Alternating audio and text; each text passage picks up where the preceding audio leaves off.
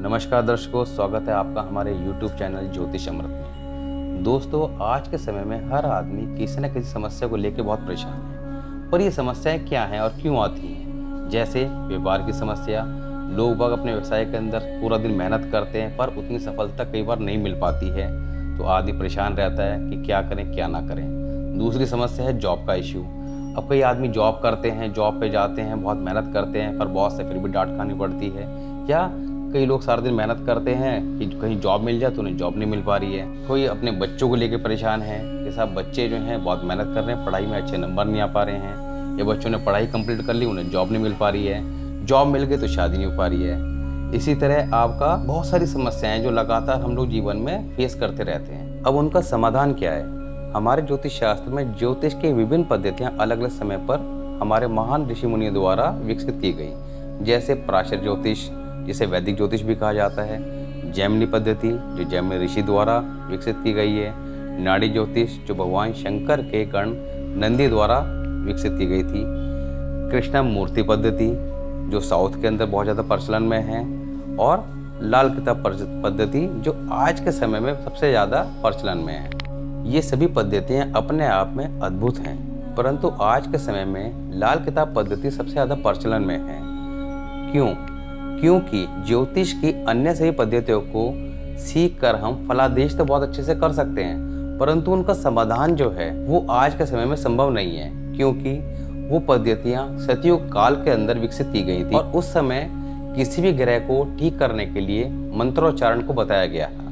परंतु आज का समय कलयुग का है, जिसमें मंत्रोच्चारण करना आम आदमी के लिए संभव नहीं है। ना तो वो उसकी विधि से अवगत है और ना ही उसके पास समय है कि किसी को बोल दिया जाए कि साहब आपको यह ग्रह ठीक करना है तो आप 1 लाख मंत्रों को उच्चारण कीजिए, बट वो आज के दौर में उसके लिए संभव नहीं है। तो आइए जल्दी से समझते हैं कि लाल किताब ज्योतिष क्या है और कैसे काम करती है।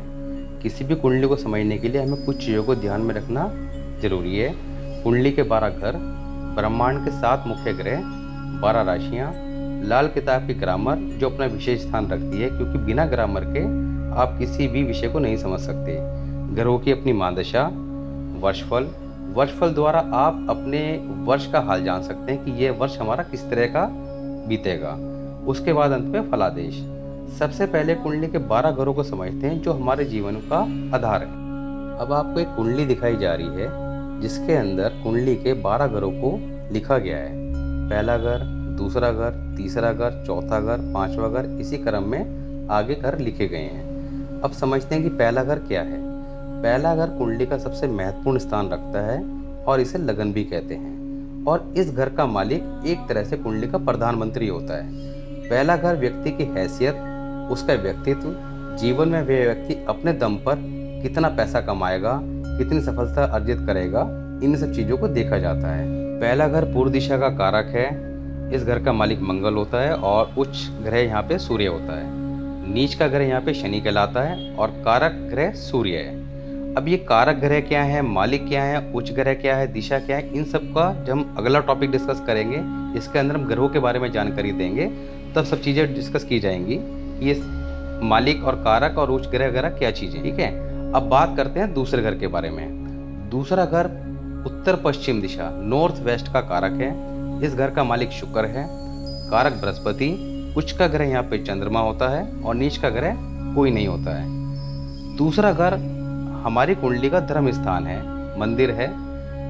दौलत, वो दौलत जो हमने शुभ तरीके से कमाई है। जो दौलत रिश्वत से कमाई जाती है उस घर का संबंध बेसिकली छठे घर से होता है। ये घर हमारे ऐशो आराम का भी कारक है और ससुराल का घर वगैरह भी इसी घर से देखा जाता है। तीसरा घर दक्षिण दिशा का कारक है। इस घर का मालिक बुध है और कारक मंगल। उच्च का ग्रह यहाँ पे राहु कहलाता है और नीच का ग्रह कोई भी नहीं होता।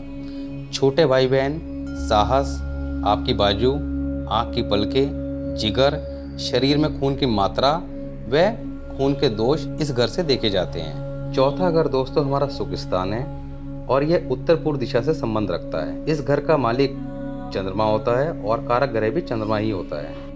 उच्च का ग्रह यहाँ पे बृहस्पति कहलाता है और नीच का ग्रह यहाँ पे मंगल। इस घर से आप अपनी माता से संबंध, माता के सुख और जीवन में आप अपनी खुशियाँ कितनी प्राप्त करेंगे, किस तरह से आपका जीवन व्यतीत होगा, उस चीज़ को देख सकते हैं। इस घर से आप अपने वाहन, घर आदि के सुख के बारे में भी जान सकते हैं। पांचवा घर।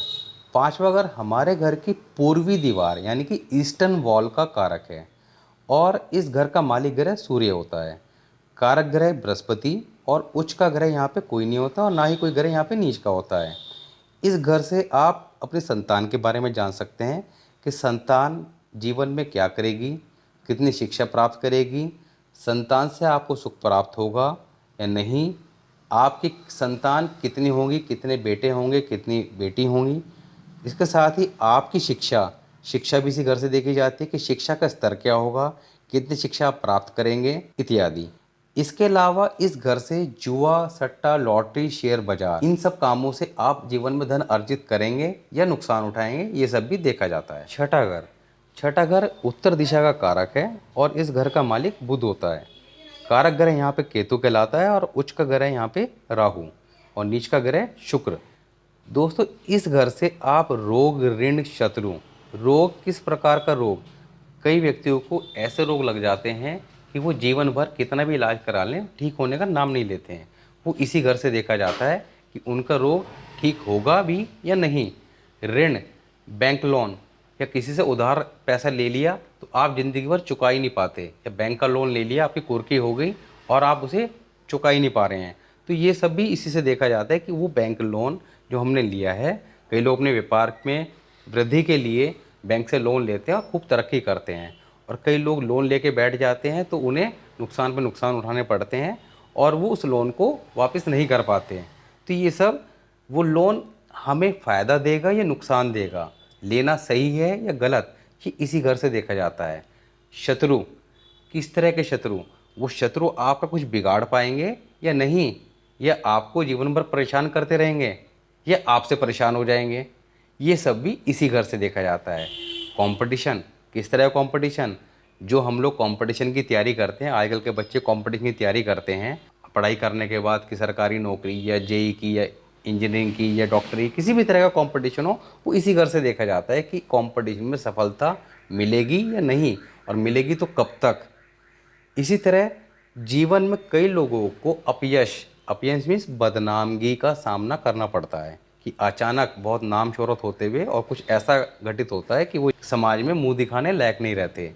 तो ये सब भी जीवन में कब होगा या नहीं होगा, इस तरह के योग हैं या नहीं हैं, वो छठे घर से ही देखे जाते हैं।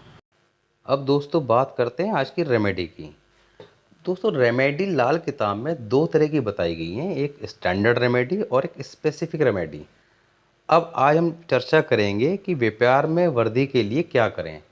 अपने व्यवसाय में अगर आपको लाभ नहीं प्राप्त हो रहा है या व्यवसाय ढंग से नहीं चल पा रहा है तो उसके लिए स्टैंडर्ड रेमेडी कौन सी होनी चाहिए कि जिसके रिजल्ट आपको बहुत जल्दी दिखाई देने शुरू हो जाएं।